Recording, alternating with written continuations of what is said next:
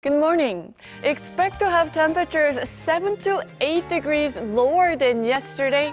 Bone chilling conditions have returned, and the wind chill is making it feel even colder. So be sure to cover up from head to toe, especially if you're in Gangwon-do Province, where a cold wave advisory is in place.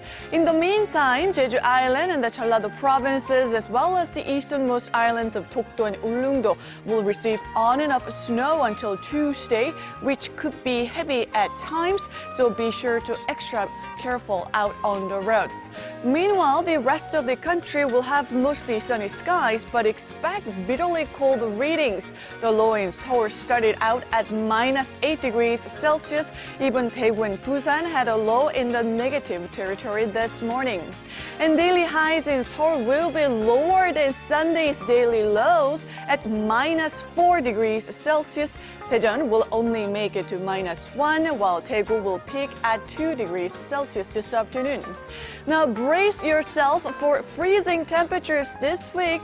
Tomorrow, the cold snap will hit its peak at a low of -12 degrees Celsius here in the capital, and it will remain freezing cold for the rest of the week, so be sure to stay bundled up.